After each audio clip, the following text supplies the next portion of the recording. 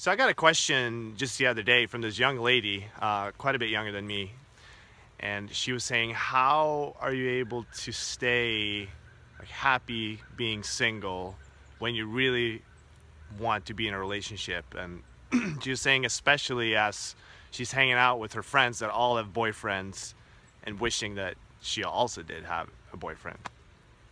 And that's a really good question, and I can only tell you what has and is working for me.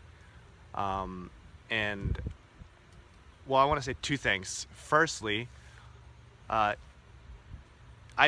stay away from comparing yourself. Realize that you're in your own process, you're on your own journey.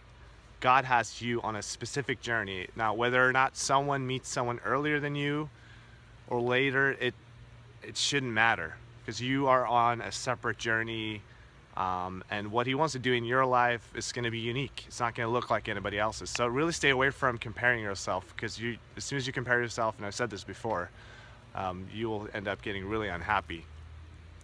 Now, there are times like I'm around people that are younger than me and married. Like, I have these friends who are, several years younger than me, and they got married at like 19, and they, have a really happy marriage. So being around them, sometimes, I can also feel those feelings of like, man, I wish I had that. Or it's easy for you to let those thoughts creep in of, wow, man, what if I would have met someone earlier? Or start thinking about those things, or you can get into regrets. Oh, why didn't it work out with that girl back then, or things like that. And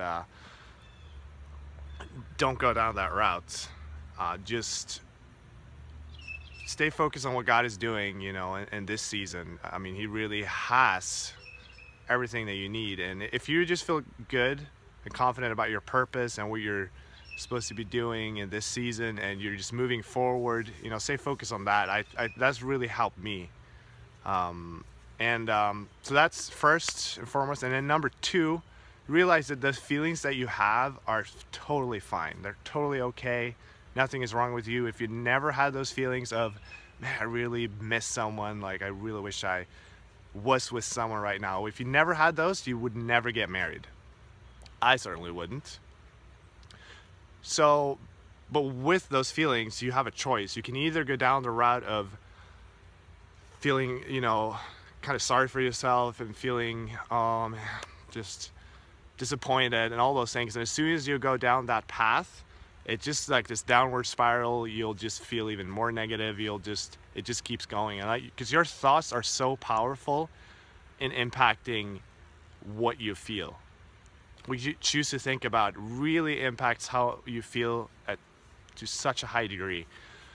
So rather than doing that, you can choose to use those feelings of loneliness, or whatever you want to call it, as fuel, and get excited, like looking forward to meeting that special person. Like, the longer that you long for something, the greater the joy when whatever you're longing for finally happens. Like, when that day comes, if you've been longing and you've been waiting for a long time, like I have, I mean, it's just gonna be like, I can't believe this is finally here. This is amazing, because you've been just, longing for such a long time. So those things, that's really helped me, and I hope that is helpful for you too. So if you have any questions about this, anything that you would, I'd be more than happy to do a follow-up video on this particular topic, because it's really something I definitely want to encourage and help people with. So comment below on YouTube, or send an email to loveboundchristian@gmail.com. Would love to hear from you. So love you guys. Bye.